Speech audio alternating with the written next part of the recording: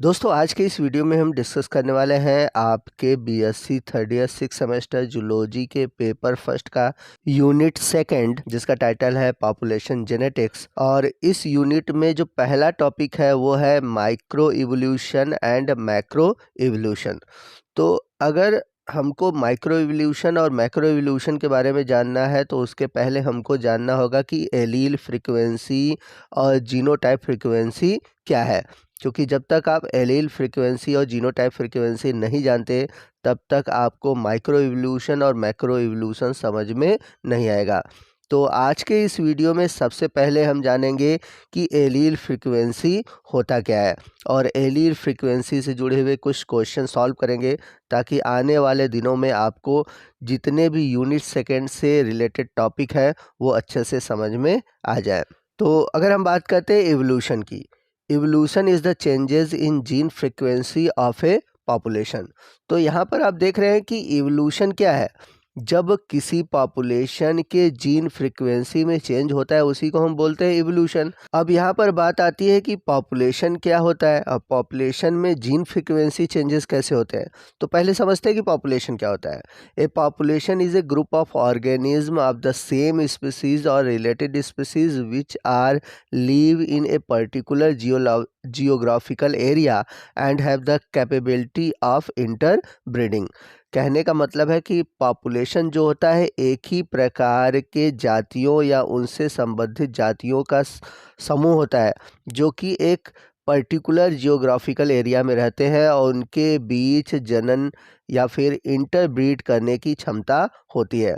जैसे अगर हम बात करें मनुष्यों का जो समूह है, यानी कि मानव जाति एक साथ रह रहे हैं तो वो कहलाएगा पॉपुलेशन। लेकिन मानव के साथ एनिमल रहे, कुत्ता, बिल्ली, गधा, घोड़ा, तो वो पॉपुलेशन नहीं होगा, वो कहलाएगा कम्युनिटी। जैसा कि यहाँ पर आप इमेज में देख सकते हैं, आपके लेफ्ट साइड है पॉपुलेशन, राइट साइड है कम्युनिटी। तो पॉपुलेशन में क्या है, केवल आपको शेर दिखाई दे रहे हैं, ठीक है, क्योंकि सेम स्पीसीज एक साथ है तो वो पॉपुलेशन है। लेकिन कम्युनिटी में आप क्या देख रहे हैं कि मल्टीपल स्पीसीज है, शेर है, जेब्रा है, हाथी है, गेंडा है, ये ढेर सारे स्पीसीज एक साथ दिखाई दे रहे हैं, तो वो हो गया कम्युनिटी। तो आई होप आपको समझ में आ गया होगा कि पॉपुलेशन क्या होता है, कम्युनिटी क्या होता है। अब आइए नेक्स्ट समझते हैं कि जीन पूल क्या होता है। अगर जीन पूल समझ में आ जाता है तो हमको अच्छे से जीन फ्रीक्वेंसी के बारे में भी समझ में आ जाएगा। The sum of all gene present in a population is called gene pool. यानी कि किसी पॉपुलेशन में जितना जीन मौजूद है उसी को हम बोलते हैं जीन पूल। या फिर हम ऐसे भी कह सकते हैं कि किसी पॉपुलेशन में जितने जीन हैं उनको हम जोड़ते हैं, तो जोड़ने के बाद जो भी हमारा आंसर आता है, जितने नंबर ऑफ जीन होते हैं, वो कहलाएगा जीन पूल। अब आइए समझते हैं कि जीन फ्रीक्वेंसी या फिर एलील फ्रीक्वेंसी है क्या। तो आइए देखते हैं कि हम कैसे जीन फ्रीक्वेंसी को डिफाइन कर सकते हैं। The relative proportion of gene or allele in a gene pool is called gene frequency। कहने का मतलब ये है कि किसी जीन पूल में जीन या फिर एलील का कितना प्रपोर्शन, या फिर कह सकते हैं कि जीन और एलील का कितना अनुपात है, यही कहलाता है जीन फ्रीक्वेंसी। तो इसके लिए एक फार्मूला है। फार्मूला क्या है समझते हैं। तो एलील या फिर gene frequency is equal to number of the concerned gene और allele divided by total number of all gene और total number of allele in the gene pool. अब इस फार्मूले को कैसे सॉल्व करना है, यानी कि इस फार्मूले का यूज़ करके हम कैसे एलील या जीन फ्रीक्वेंसी को निकाल सकते हैं, आइए देखते हैं। तो जैसा कि लेफ़्ट साइड एक आप सर्कल देख सकते हैं और उस सर्कल में आप देख सकते हैं कि मटर की जाति का कुछ फ्रीक्वेंसी दिया हुआ है, जीन पूल दिया हुआ है, जिसमें कि कुछ डोमिनेंट है, कुछ रिसेसिव है और कुछ हाइब्रिड है। अब यदि इसमें क्वेश्चन पूछा जाए कि जो कैपिटल टी है और स्मॉल टी है उसकी फ्रीक्वेंसी क्या है, तो अगर हमें एलील फ्रीक्वेंसी या फिर जीन फ्रीक्वेंसी निकालना है तो कैसे निकालेंगे। तो यहाँ पर आप अभी पीछे आपने देखा कि एक पॉपुलेशन दिया हुआ है जिसमें कि अलग अलग स्पीसीज़ दिए हुए हैं, जिसमें कि कुछ डोमिनेंट है, कुछ रिसेसिव है और कुछ हाइब्रिड है। तो यहाँ पर आप देखेंगे तो टोटल नंबर ऑफ स्पीसीज कितने हैं, तो देखेंगे काउंट करेंगे तो total number of species in population में है 10। अब बात करते हैं टोटल नंबर ऑफ एलील की। तो हम सभी जानते हैं कि कोई जीन है तो उसके कई अल्टरनेटिव जो फॉर्म होते हैं, यानी कि जीन का जो अल्टरनेटिव फॉर्म होता है वो एलील होता है। तो यहाँ पर आप देख सकते हैं कि एक स्पीसीज में 2 एलील है, तो इसका मतलब क्या हुआ, टोटल नंबर ऑफ एलील कितने हुए, 20 हुए। अब यदि हमें कैपिटल टी एलील या फिर कह सकते हैं जो डोमिनेंट एलील है कैपिटल टी, अगर हमें इसकी फ्रीक्वेंसी निकालनी है तो इसे कैसे निकालेंगे, आइए समझते हैं। तो जीनोटाइप में अगर आप देखेंगे जो डोमिनेंट है यानी कि कैपिटल टी और जो हाइब्रिड है यानी कि कैपिटल टी स्मॉल टी, इसमें आपको डोमिनेंट एलील कैपिटल टी देखने को मिलेगा, जबकि रिसेसिव में आपको कैपिटल टी देखने को नहीं मिलेगा, क्योंकि रिसेसिव में स्मॉल टी होते हैं। तो यदि आप पॉपुलेशन में देखेंगे तो जो डोमिनेंट प्लांट है उनकी संख्या है 5, यहाँ पर आप देख सकते हैं 1 2 3 4 और 5। अब यदि हम बात करें कि जो कैपिटल टी एलील है वो कितना होगा, तो जो प्लांट है डोमिनेंट, तो डोमिनेंट में कैपिटल टी की संख्या 2 है, तो इस तरह से इनकी जो कैपिटल टी प्लांट है वो है 5 और एक में है 2 एलील, तो 5 × 2 = 10, यानी कि जो total number of T dominant allele है इसकी संख्या 5 डोमिनेंट प्लांट का मिलाकर हो गया 10। आई थिंक आपको बात समझ में आ रही होगी कि एक डोमिनेंट प्लांट में 2 कैपिटल टी एलील है, तो जो डोमिनेंट प्लांट है उनकी संख्या है 5, तो टोटल नंबर ऑफ एलील कितना होगा, 10।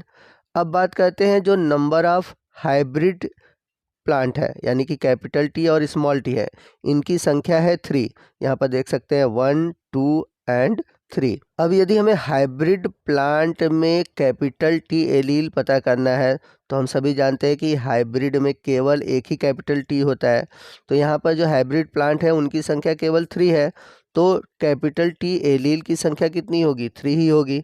तो अब पूरे पॉपुलेशन में अगर हम कैपिटल टी का नंबर देखें तो 10 + 3 = हो जाएगा 13, यानी कि जो डोमिनेंट एलील कैपिटल टी है उसकी संख्या हो गई 13, यानी कि 13। तो ये 13 हुआ कैसे, 10 डोमिनेंट प्लांट से और 3 हाइब्रिड प्लांट से। अब यदि हमें कैपिटल टी की जीन फ्रीक्वेंसी या एलील फ्रीक्वेंसी निकालनी है तो सॉल्व कैसे करेंगे, तो जैसा कि हमने देखा कि नंबर ऑफ कंसर्न जीन या फिर एलील लेते हैं, तो यहाँ पर जो नंबर ऑफ कंसर्न यानी कि हमें जितने का निकालना है, तो जो कंसर्न्ड जीन है यहाँ पर वो है 13, और हमने देखा कि टोटल नंबर ऑफ एलील कितने थे, 20 थे, तो 13 / 20, तो हमारा आंसर आया 0.65, यानी कि जो डोमिनेंट एलील कैपिटल टी है इसकी फ्रीक्वेंसी है 0.65। अब बात करते हैं हम रिसेसिव एलील स्मॉल टी के जीन फ्रीक्वेंसी की। तो अब स्मॉल टी आप सोच कर बताइए कि किस में पाया जाएगा, तो स्मॉल टी केवल 2 ही कंडीशन में पाए जा सकते हैं, एक तो रिसेसिव में और दूसरा हाइब्रिड में। तो अगर आप पॉपुलेशन में देखें तो आपको जो रिसेसिव प्लांट है उनकी संख्या दिखाई देगी 2। अब रिसेसिव प्लांट है 2 और एक रिसेसिव प्लांट में जो रिसेसिव एलील है स्मॉल टी, इसकी संख्या कितनी होगी, 2 होगी। भाई एक प्लांट के अंदर आपको 2 एलील दिखाई दे रहे होंगे स्मॉल टी के, तो अब नंबर ऑफ प्लांट कितने हैं, 2, और एक प्लांट में एलील की संख्या है 2, तो अगर हम स्मॉल टी यानी कि रिसेसिव एलील का टोटल नंबर निकालना चाहें इस पॉपुलेशन में तो वो होगा 4। बात समझ में आ रही होगी कि एक प्लांट में 2 स्मॉल टी है, तो 2 प्लांट है तो टोटल स्मॉल टी कितने होंगे, 4 होंगे। अब स्मॉल टी यानी कि रिसेसिव एलील किस में है, हाइब्रिड प्लांट में है, हाइब्रिड प्लांट की संख्या कितनी है, 3 है। तो हाइब्रिड प्लांट में आप देखेंगे तो आपको कैपिटल टी और स्मॉल टी दोनों दिखेंगे, लेकिन यहाँ पर हमको किसकी बात करनी है, रिसेसिव एलील यानी कि स्मॉल टी की। तो एक प्लांट में रिसेसिव एलील 1 है, तो 3 प्लांट में कितने होंगे, 3 होंगे। तो इस प्रकार अगर हम देखें तो ये जो दिया गया पॉपुलेशन है उसमें रिसेसिव एलील की संख्या है 7। कैसे हुआ, जो आपके रिसेसिव प्लांट थे उसमें टोटल था नंबर 4 और जो हाइब्रिड है उसमें टोटल नंबर था 3, तो 4 और 3 करेंगे तो कितना आ जाएगा, 7 आ जाएगा, यानी कि रिसेसिव एलील हो गए 7। Total number of recessive allele small t equal to 7। अब यदि हमें रिसेसिव एलील स्मॉल टी की जीन फ्रीक्वेंसी निकालनी है तो कैसे निकालेंगे, तो जो नंबर ऑफ कंसर्न्ड एलील है वो है हमारे पास 7, और जो टोटल नंबर ऑफ एलील थे वो कितने थे, 20। तो 7 इज डिवाइडेड बाई 20, तो हमारा आंसर आएगा 0.35। तो किसी भी पॉपुलेशन में जो डोमिनेंट एलील है उसको हम रिप्रेजेंट करते हैं स्मॉल p से, और किसी पॉपुलेशन में जो रिसेसिव एलील है उसको हम रिप्रेजेंट करते हैं स्मॉल q से। और आप याद रखिएगा कि किसी भी पॉपुलेशन के लिए डोमिनेंट एलील यानी कि स्मॉल p और रिसेसिव एलील स्मॉल q, इन दोनों का वैल्यू टोटल करके होता है 1 यानी कि यूनिटी। तो यहाँ पर आप देख सकते हैं कि डोमिनेंट एलील का वैल्यू था 0.65 और रिसेसिव एलील का वैल्यू कितना था, 0.35।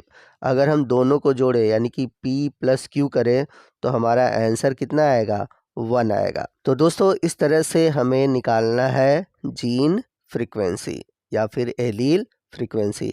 आई होप आपको पता चल गया होगा कि जीन फ्रीक्वेंसी या फिर एलील फ्रीक्वेंसी है क्या। यदि आप चाहते हैं कि मैं और भी इस तरह के क्वेश्चन इससे रिलेटेड कराऊं तो प्लीज़ आप कमेंट करिएगा, मैं इसी टॉपिक से रिलेटेड और भी थोड़े हार्ड क्वेश्चन आपको प्रोवाइड कराऊंगा। तो आपको आज का ये वीडियो कैसा लगा कमेंट करके ज़रूर बताइएगा। वीडियो अच्छा लगा होगा तो प्लीज़ वीडियो को लाइक करिएगा और शेयर करिएगा।